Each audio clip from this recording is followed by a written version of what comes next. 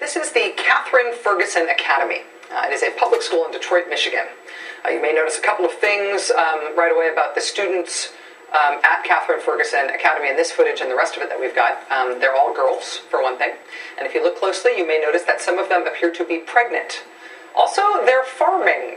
Yes, they are. They are picking apples and growing lettuce and raising animals in Detroit. In Detroit, in inner city Detroit. This is not some extracurricular activity thing. This is part of what they do at Catherine Ferguson High School.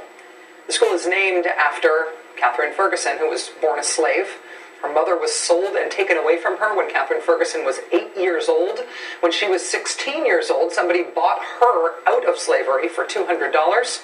She then spent the rest of her life mothering lost kids and providing religious instruction. She reportedly founded the first Sunday school ever in New York City, though she herself remained illiterate all of her life. The school named in her honor in Detroit welcomes specifically pregnant girls, or girls who have kids. It exists for them. It is one of the only places like it in the country.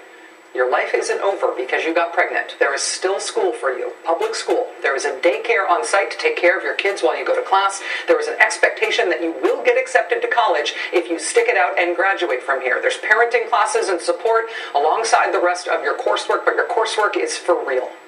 Catherine Ferguson Academy was named a breakthrough high school by the National Association of Secondary School Principals. I want everybody to have the same opportunity that I had. I got out of here. I want you to graduate the same way I did. I got 2 kids. You can make it with 1, 2, or how many ever you got. You know, they're going to make it happen. Miss Andrews, make it happen. She says Mrs. Andrews will make it happen. Mrs. Andrews is the school principal, Miss Aseneth Andrews. Looking around at the resources available to her school and her students, this principal decided to take advantage of one thing that Detroit came to have, even as the inner city of Detroit hollowed out over these last decades. Detroit, frankly, has some space. Detroit has some room to work. We have a garden now. We have a big garden, and they call it the farm because we have these animals and stuff. I need to figure out how kids can make about $20,000 a year minimum farming. Taking what resources they've got and doing with them what they can. One of the requirements for graduation at Catherine Ferguson is you must get accepted to a college. Principal Andrews and her staff will hunt down a college for you to go to and money for you to go there if you graduate.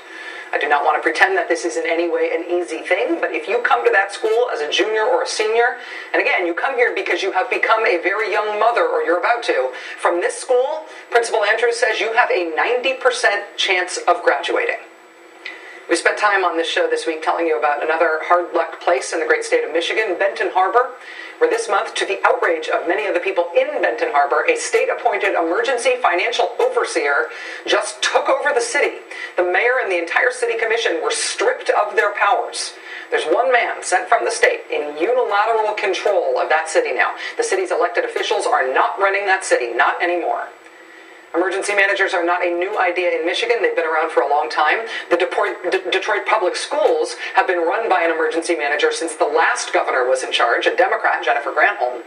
But last month, the new Republican governor, Rick Snyder, signed a new emergency manager law, which you could call emergency manager on steroids, or if you really don't like it, you could call it financial martial law. This new bill contains more than a dozen new triggers for getting put under emergency rule. And it gives an emergency overseer in a town or in a school district, it gives that overseer astounding amounts of new power. The Detroit schools manager told the Detroit News he had been frustrated under the old manager law. Detroit was still allowed to have an elected school board, and those locally elected officials did not always want what he wanted, which he found frustrating. The new law passed by Republican Governor Rick Snyder, though, would do away with that complication. And that new power has the Detroit schools emergency overseer guy licking his chops. And I'm not being hyperbolic. Listen to how he described it to the Detroit News. He said, quote, "I do drool when I think of the pace of change we could achieve under the new law. Power tastes great, more thrilling. I do drool." But the fact is that this guy used to feel throttled by the people who the people of Detroit elected to make decisions about schools in their city. Now, under the new law, whoever you elect locally, totally irrelevant. Before the new law went into effect, the school's emergency manager said he wanted to close Catherine Ferguson Academy.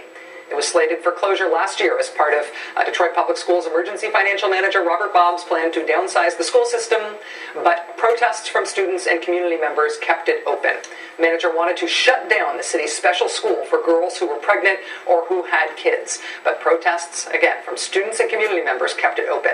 Now, with expanded unilateral power, all teachers in the Detroit schools just got layoff notices from this person. And the girls at Catherine Ferguson Academy just found out that their school has been put on this list. Look, closures or charters with a big asterisk on it. The asterisk means, quote, proposals will be requested to operate these schools as charters. If an acceptable proposal is not submitted for a school, then it will be closed during the summer of 2011. What that means in simple terms is that Catherine Ferguson High School is on the block. The emergency overseer has made a unilateral decision about Catherine Ferguson Academy. If a private company will take over Catherine Ferguson Academy and keep it open, then maybe it can stay open in some form, whatever the company wants to do with it. If not, it's gone this summer. When he tried to do it before, the emergency manager tried to close down this before, it was local protests that stopped him. Now, with that one emergency overseer being given unlimited power to do what he wants, no matter what Detroit says, well, when the students got the news, they decided to protest. This video we showed a moment ago where these girls were talking about how much they love their school, how much they love Catherine Ferguson. You can see they're painting something there.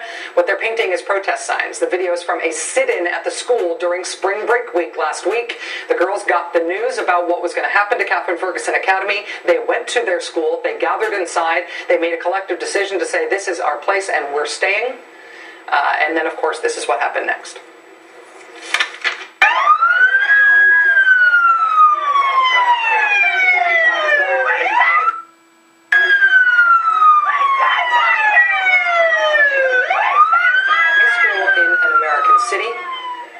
Turned on the sirens of their police cars to drown out the girls' voices while they were getting handcuffed and arrested for refusing to leave their school.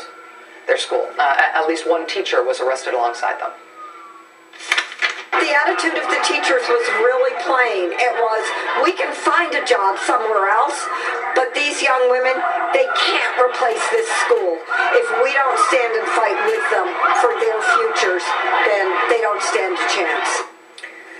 The news now from Michigan is not about whether Catherine Ferguson Academy stays open or it closes, or about what happens to Benton Harbor and the lakefront park there that we've been talking about and its privatization into a really, really expensive golf course.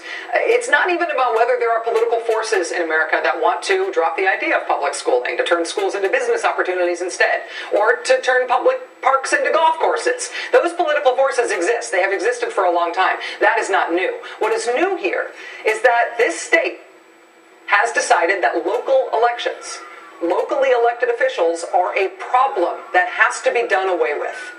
That democracy is in the way of fixing problems in the United States now, of making things more efficient, particularly in poor places. Not that democracy is the way we fix problems, but that democracy is the problem, and it therefore needs to be sidestepped for efficiency's sake, for our own good.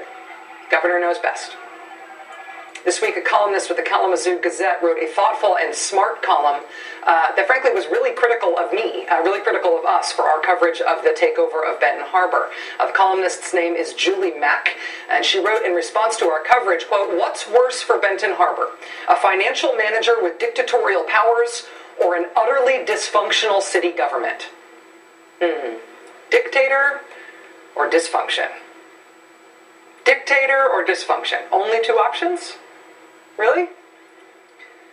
The point here, what makes Benton Harbor a national story and Catherine Ferguson Academy a national story, is that the whole idea of choice for them anymore is purely hypothetical. The state has chosen for them.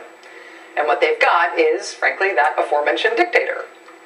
Their hope, their one hope, is that the dictator is benevolent.